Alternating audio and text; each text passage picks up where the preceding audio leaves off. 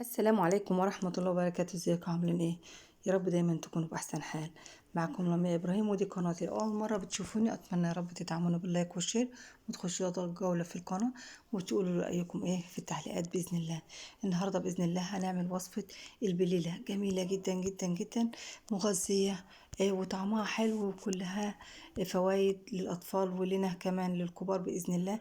الوصفة دي جميلة جدا جدا، أحلى من المحلات وأنضف مليون مرة. هقولك على أسرارها وكل تكاتها، وازاي تختاري نوعية كويسة، وازاي تطلع معاكي جميلة جدا بإذن الله. هنسمي الله ونصلي على الرسول عليه أفضل الصلاة والسلام. النهاردة بإذن الله هنعمل البليلة بطريقة سهلة جدا وبسيطة إن شاء الله. أول حاجة هنختار نوعية الغلة، تكون نوعية الغلة اللي هي الغلة اللي هي سمينة شوية كده، مش الغلة الرفيعة الحمرا دي، لا، بتبقى فيه غلة بيضة كده وحبيتها سمينة شوية.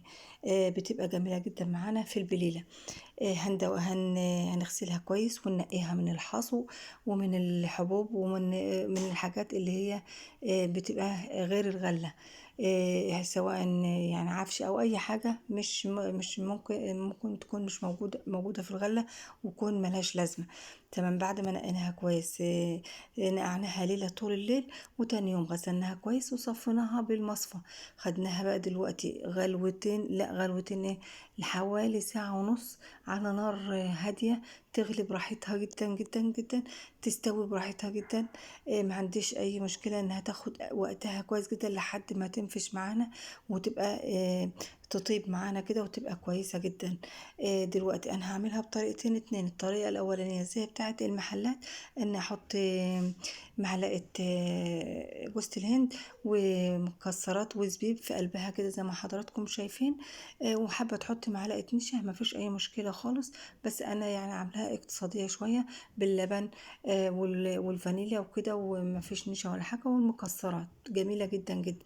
النوع التاني هعمله بالكاستر او بالنشا برضو زي ما حضرتك، بس احنا بنحبه بالكاستر. هحط معلقتين من السكر على العادية، وثلاث معالق او اربعة، لانها بالكاستر كتيرة شوية.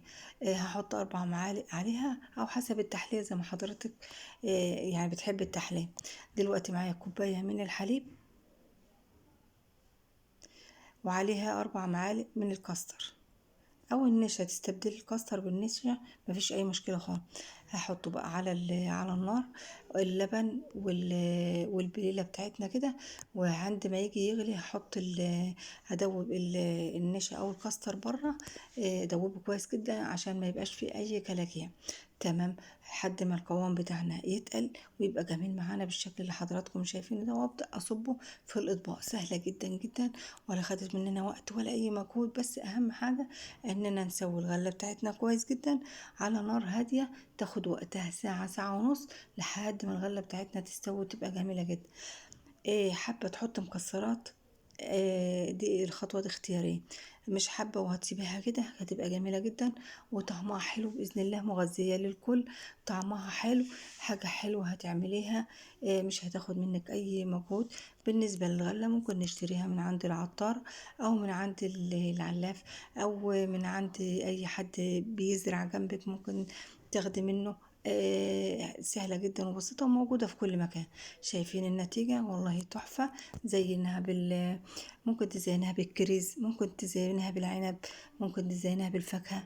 اما بالنسبة للسائلة اللي في الكوبايات ديت هنحط عليها مكسرات موجودة في قلبها، وطعمها حلو جدا جدا جدا ولذيذ. اتمنى رب الفيديو النهاردة يكون عجبكم، ولو عجبكم ما تنسوناش في لايك واشتراك في القناة، واتمنى رب فيديوهاتنا تكون بتعجبكم. سلام.